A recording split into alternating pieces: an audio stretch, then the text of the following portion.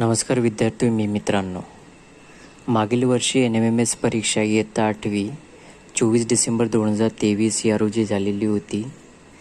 त्याचबरोबर या परीक्षेचा निकाल 12 एप्रिल 2024 या दिवशी लागलेला होता.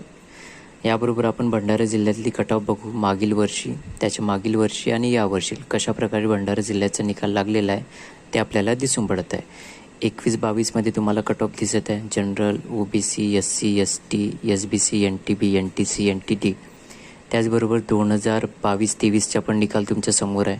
त्याचबरोबर यावर्षीच्या म्हणजे 23-24चा निकाल कशाप्रकारे लागला त्यावरून पण दिसून पडत आहे. यानुसार आपल्याला माहिती झालं का 21-22मध्ये जनरलचा कट ऑफ लागला 96वर लागलेला होता. 2022मध्ये पण 96वर लागला, पण 2023मध्ये जनरलचा कट ऑफ 112वर लागलेला आहे. त्याचबरोबर आपण जे OBC पाहिलं तर 2021-22मध्ये OBCचा कट ऑफ होता 90वर लागलेला होता.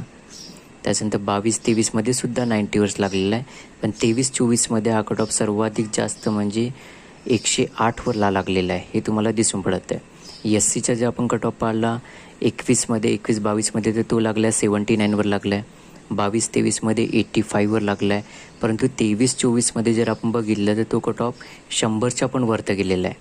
तर यावरून आपल्याला माहिती पडलं का NMMSचा कट ऑफ हा भंडारा जिल्ह्यामध्ये आतापर्यंतच्या मागील सर्व परीक्षेपेक्षा सर्वाधिक प्रमाणामध्ये जास्त प्रमाणामध्ये लागलेला आहे.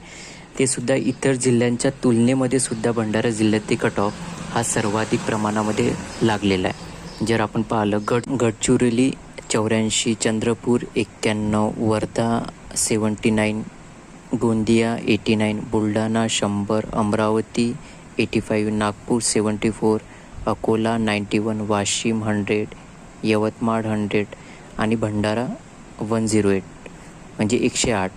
म्हणजे जवळपास पाहिलं तर भंडारा जिल्हा हा इतर जिल्ह्यांच्या तुलनेमध्ये म्हणजे विदर्भामधल्या इतर जिल्ह्यांच्या तुलनेमध्ये सर्वाधिक प्रमाणामध्ये NMMSच्या OBCच्या कट ऑफ इथं लागलेला आहे व इतर कॅटेगरींच्या सुद्धा.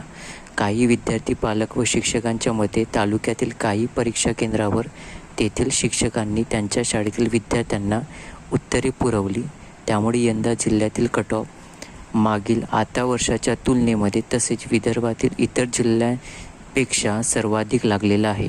अशाच प्रकारचे प्रकार वेळीच उघडकीस आले तर अशा प्रकारच्या गैरप्रकार आपण आळा घालू शकतो.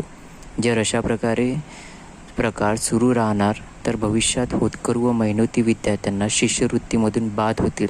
त्यामुळे विद्यार्थी व पालकांनी अशा प्रकारचे प्रकार परीक्षा केंद्रावर उघड प्रकारे चालत असतील तर वेळीच सावध होऊन जागरूकता दाखवावी ही विनंती. अशाच प्रकारचे व्हिडिओ पाहण्यासाठी चॅनलला सबस्क्राईब करा, जास्तीत जास्त शेअर करावे. धन्यवाद.